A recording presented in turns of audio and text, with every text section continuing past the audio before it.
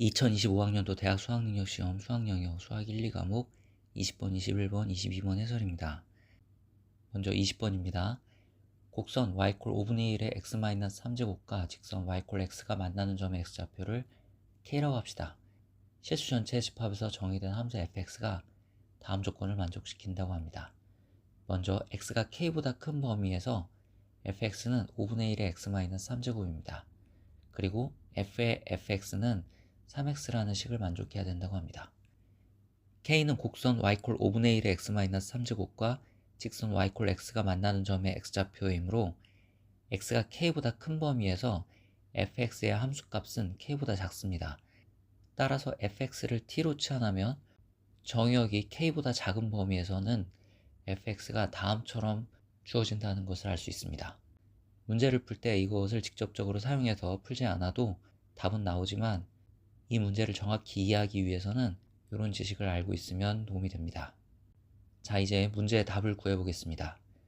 먼저 k는 곡선 y 콜 5분의 1의 x-3제곱과 직선 y 콜 x가 만나는 점의 x좌표이므로 k는 이런 식을 만족하게 됩니다. 양변의 밑이 5분의 1인 로그를 취하고 정리하면 다음과 같은 식을 얻을 수 있습니다. 즉 k는 2에서 3 사이의 수라는 사실을 알 수 있습니다. 한편 fx의 함수값이 k세제곱 곱하기 5의 3k제곱분의 1이 되는 x를 찾아보겠습니다. fx는 5분의 1의 x-3제곱이므로 다음과 같은 식을 쓸 수 있고 역시 양변의 밑이 5분의 1인 로그를 취하면 다음처럼 정리할 수 있습니다. 또 이렇게 정리해서 fx의 함수값이 k세제곱 곱하기 5의 3k제곱분의 1이 되게 하는 x는 다음의 값입니다. 그런데 앞서 로그 5의 k 플러스 k가 3이라고 했으므로 3 로그 5의 k 플러스 3k는 9가 돼서 x는 12가 됩니다. 즉 fx에 x에 12를 대입하면 f12는 k세제곱 곱하기 5의 3k제곱분의 1임을 알 수 있습니다. 12는 k보다 큰 수이므로 문제의 조건에 f의 fx는 3x라는 식의 x에 12를 대입할 수 있습니다. 따라서 이 값은 36이 됩니다. 그래서 정답은 36인데 그 과정을 살펴보겠습니다. 먼저 12는 3 로그 5의 k 플러스 3k 플러스 3에 해당하고 x가 이 값일 때 f의 함수값은 k세제곱 곱하기 5의 3k제곱분의 1이 됩니다. 이 값이 36이라고 했습니다. 그래서 정답은 36입니다.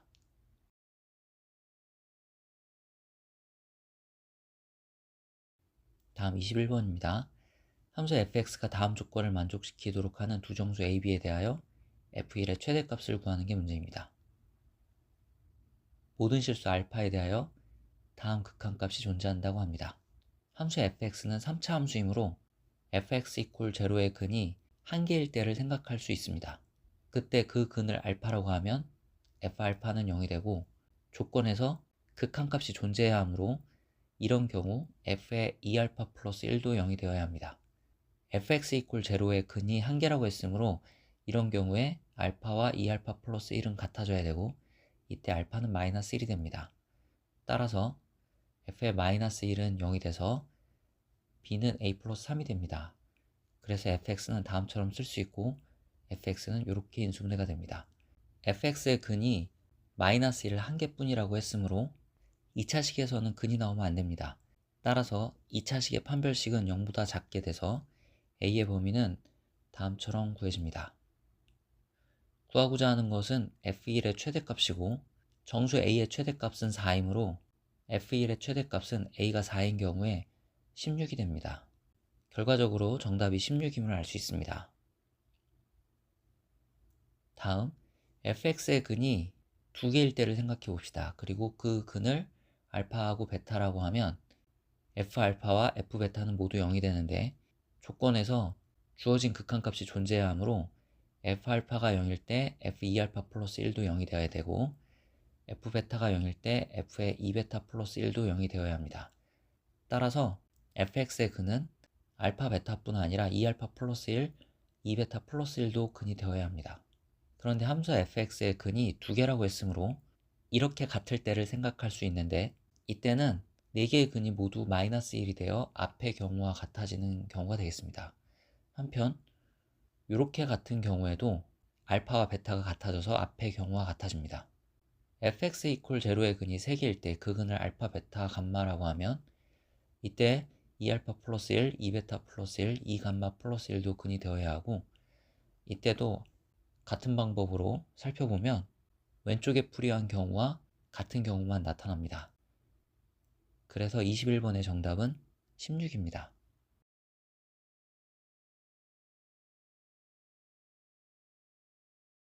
다음 22번입니다. 모든 항이 정수이고 다음 조건을 만족시키는 모든 수열 AN에 대하여 가능한 모든 첫째 항들의 절대값들을 씌운 값들의 합을 구하는 게 문제입니다. 조건 가에서 보면 수열의 다음 항들은 앞의 항에서 3을 빼거나 2로 나눠서 다음 항을 구하게 됩니다. 또 조건 나에서 다음 식을 만족시키는 자연수 m의 최소값이 3이라고 합니다. 즉, 이런 게 만족되어야 합니다. 수열 AN의 첫째 항, 두 번째 항, 세 번째 항, 네 번째 항, 다섯 번째 항을 구해보겠습니다. 이렇게 구한 수열 AN에서 세 번째 항과 다섯 번째 항의 절대값이 같아져야 됩니다. 모든 항이 정수라는 말만 있고 다른 특별한 조건이 없으므로 첫째 항이 1일 때를 생각해 보겠습니다. 이때 두 번째 항은 마이너스 2가 되고 세 번째 항은 마이너스 1이 됩니다. 따라서 이런 경우에 요 항과 요 항의 절대값이 같음을 알 수 있습니다. 첫째 항이 2일 때는 두 번째 항이 1이 되고 세 번째 항은 마이너스 2가 됩니다. 이런 경우 첫째 항과 세 번째 항이 같음을 알 수 있습니다. 첫째 항이 3일 때 두 번째 항은 0이 되고 이후로 모든 항들은 0이 됩니다. 이런 경우 두 번째 항과 네 번째 항이 같음을 알 수 있습니다. 첫째 항이 4인 경우에 두 번째 항은 2가 되고 이 다음에는 1-2가 나오죠. 이런 경우에 두 번째 항과 네 번째 항이 같음을 알 수 있습니다. 첫째 항이 5인 경우에 두 번째 항은 2가 되고 이 다음에는 1-2가 나오죠. 그래서 이런 경우에 두 번째 항과 네 번째 항이 같음을 알 수 있습니다. 지금까지 결과들을 살펴보면 두 번째 항이 3이나 4나 5가 되면 세 번째 항과 다섯 번째 항이 같아진다는 것을 알 수 있습니다. 즉, 조건 나를 만족시키기 위해서는 두 번째 항이 3이나 4나 5가 되도록 첫 번째 항을 쓰면 되겠습니다. 먼저 두 번째 항이 3이 되게 하는 첫 번째 항은 6이 있을 수 있습니다. 이런 경우 두 번째 항은 3이 돼서 세 번째 항과 다섯 번째 항의 절대값이 같습니다.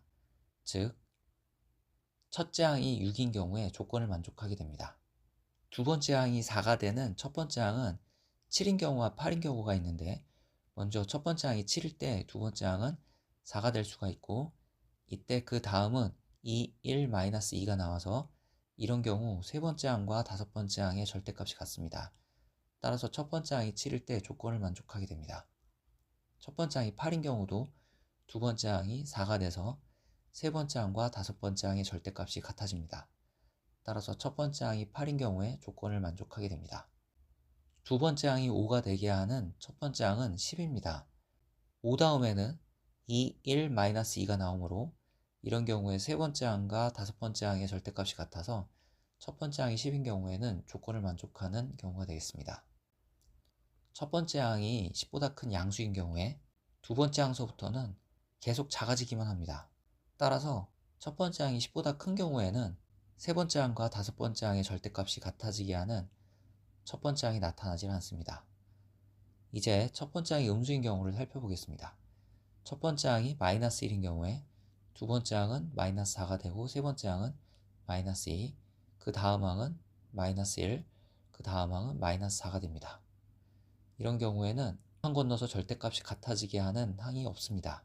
첫 번째 항이 마이너스 2인 경우에 두 번째 항은 마이너스 1이 되고 이 다음에는 마이너스 4, 마이너스 2, 마이너스 1 이런 순서대로 나오므로 이런 경우에도 항 건너 절대값이 같아지게 하는 항이 없습니다.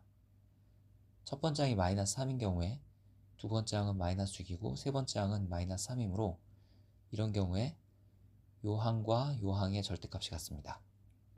한편 첫 번째 항이 마이너스 4인 경우에 그 다음 항은 마이너스 2, 마이너스 1, 마이너스 4 이런 순서대로 나오므로 이럴 때 건너서 절대값이 같아지게 하는 항이 없습니다.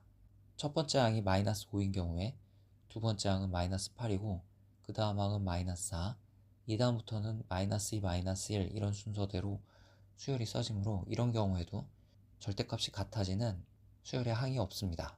첫째 항이 마이너스 6인 경우에 두 번째 항은 마이너스 3이고 세 번째 항은 마이너스 6이므로 이런 경우에 첫 번째 항과 세 번째 항이 절대값이 같습니다. 지금까지 결과를 살펴보면 마이너스 3이 나오면 한 칸 건너 절대값이 같은 항이 나오고 마이너스 6이 나와도 한 칸 건너 절대값이 같은 항이 나옴을 확인할 수 있습니다. 그런데 마이너스 3이 나오기 위해서 앞선 항은 마이너스 6이 되어야 하므로 한 칸 건너 절대값이 같아지게 하는 수는 마이너스 6이 먼저가 됩니다. 그래서 마이너스 6이 나오도록 하는 수를 살펴보면 첫째 항이 마이너스 10일 때 두 번째 항은 마이너스 6이 나오고 그 다음에 마이너스 3, 마이너스 6이 나와서 이런 경우에 두 번째 항과 네 번째 항의 절대값이 같아집니다. 즉, 두 번째 항이 마이너스 12가 되면 세 번째 항과 다섯 번째 항의 절대값이 같아지게 됩니다. 두 번째 항이 마이너스 12가 되게 하는 첫 번째 항은 마이너스 9와 마이너스 24가 있습니다. 첫 번째 항이 마이너스 9일 때 두 번째 항은 마이너스 12이고 이런 경우에 세 번째 항과 다섯 번째 항의 절대값이 같아서 첫째 항이 마이너스 9일 때 조건을 만족하게 됩니다. 첫째 항이 마이너스 24일 때도 두 번째 항은 마이너스 12가 되고 이 다음 마이너스 6, 마이너스 3, 마이너스 6이 나와서 이런 경우에 세 번째 항과 다섯 번째 항의 절대값이 같습니다. 따라서 첫째 항이 마이너스 24인 경우에도 조건을 만족하게 됩니다. 이것 외에는 조건을 만족하는 첫째 항들이 없으므로 지금 구한 첫째 항들의 절대값을 씌운 값들의 합은 64이고 따라서 정답은 64가 됩니다.